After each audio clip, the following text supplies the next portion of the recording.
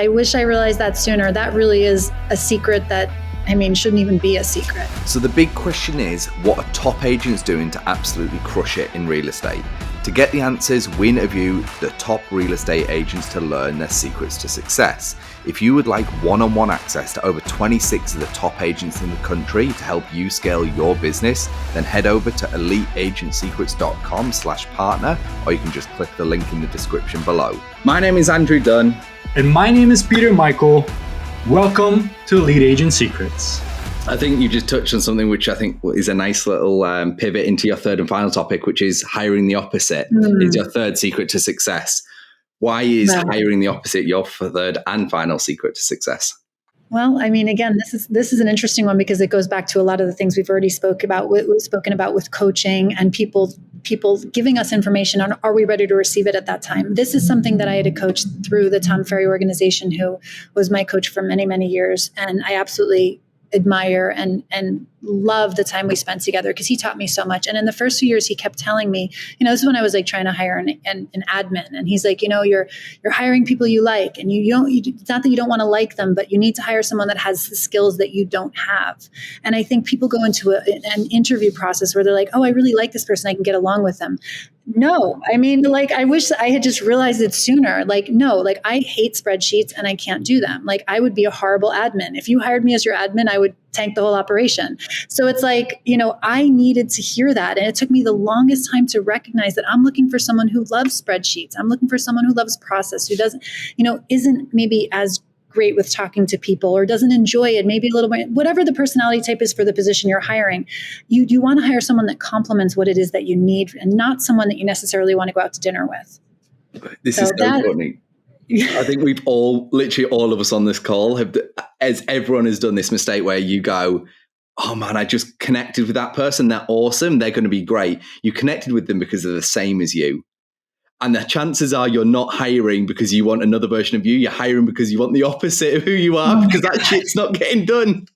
I wish I realized that. I wish I realized that sooner. That really is a secret that, shouldn't even be a secret, And I think that's just development of leadership and development of hiring process. But now, knowing the right personality type, however you evaluate that for the position that you're hiring for, knowing that and also knowing the limitations. Like when I hire a salesperson, sometimes a good salesperson like me doesn't like spreadsheets. So if I'm asking my salespeople to keep track of the number of calls that they're doing and all this stuff, they might not be great at that. Doesn't mean they're not great salespeople, but sometimes their admin skills aren't quite as strong. And just understanding that and knowing what they need, being able to speak to that, I think is critically important.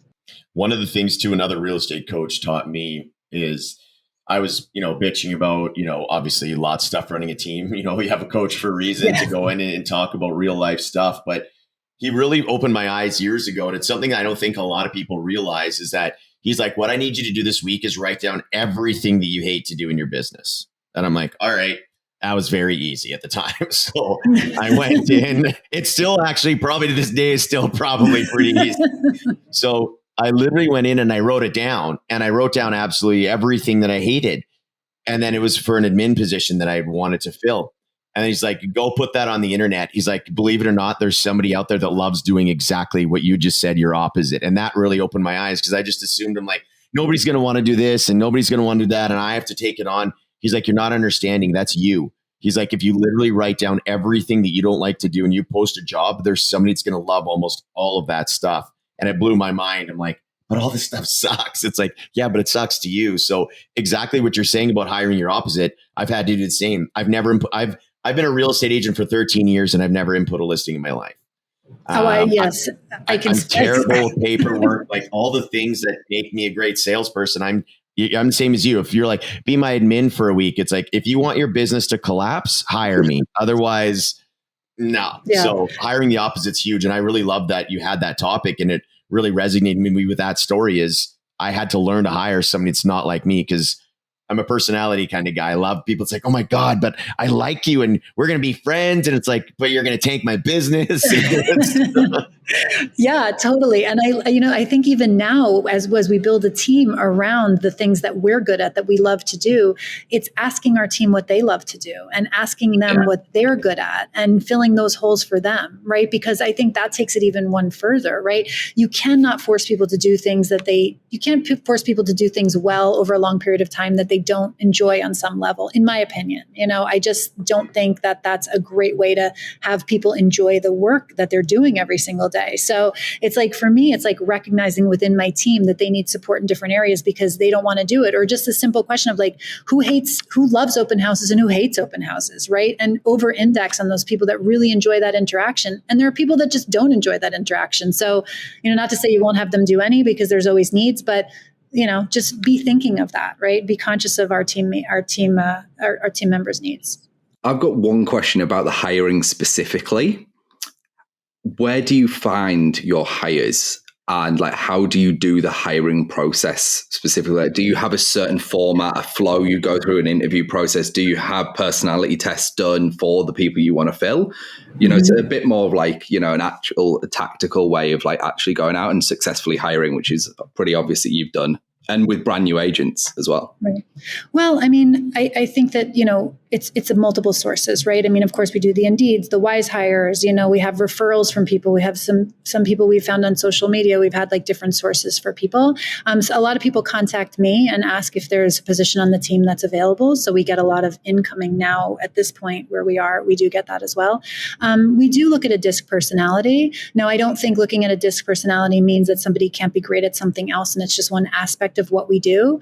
But, you have to have an avatar of who you want on your team for each position. And that's something that you can develop over time by hiring and letting people go. Unfortunately, that's part of the learning process. And I've had to let a number of people go, and I hate to do it, but it allowed me to fine tune what I'm looking for. So like, I know what I'm looking for in a salesperson. I know what that looks like right now. When I meet with someone, I know who that person is a lot better than I did when I started. That's for sure. My follow-up question is actually then about once you've hired, because this is where we see the biggest drop-off in teams, is onboarding. It's basically people come in and they go, basically like you got onboarded, here's a phone, calculator, see you later, figure it out. When in this day and age, that doesn't work. You just get a horrendous amount of churn, which is why people like, I'm with 17 brokerages last year type bullshit. Terrible. Yeah, it's terrible. And a lot of that seems to come down to comprehensive or not, in this case, onboarding experiences and like making sure you're setting up your agents for success. So if you built something like that, so they come in, you're like, this is your 30, 60, 90 day roadmap. Yep. And then this is what I want you to achieve. And this loops back into your first topic, which is setting expectations. And is that kind of laid out for them? So it's like, if you do X, Y, Z within 90 days, you should have X, Y, Z. I think that I'm generous with the time frame that it takes people to learn the business, because I understand it takes time to learn. I'm not the kind of person who says you need to have sold 6 properties in your first month to stay on the team. I'm not that type of a leader. I don't actually think that's fair to people with the complex nature of the business that we're in. But I do expect them to participate in the activities that we've outlined for them. And we spent a lot of time building out a training system. So yes, we have everything built out. They know what to expect in the first week, the second week. We have checklist of expectations in terms of things they're going to attend, because the reality is that they need to do all of those things to learn the business, right? And we really, it's not based on sales metrics, but it is based on participation. That said, it's important to get people into the sales cycle quickly, because if people don't see success, they lose interest, they don't feel that they're the right fit, and they don't feel valued, and they just don't feel it's working. And when people don't feel it's working, it sometimes isn't, and it's like a self-fulfilling prophecy. So it is important for us to get them onto sales quickly, and we do try to set them up for that so that they are successful. But yeah, we have a lot of training system we built out. We didn't have it at the beginning, and that speaks to what you've said. I was hiring the wrong people, and they were leaving, and they weren't working out. I was investing a lot of time, and it was, and nobody was happy, or they weren't happy. I wasn't happy. It was a terrible combination. Yeah, it's just it's self-fulfilling prophecy.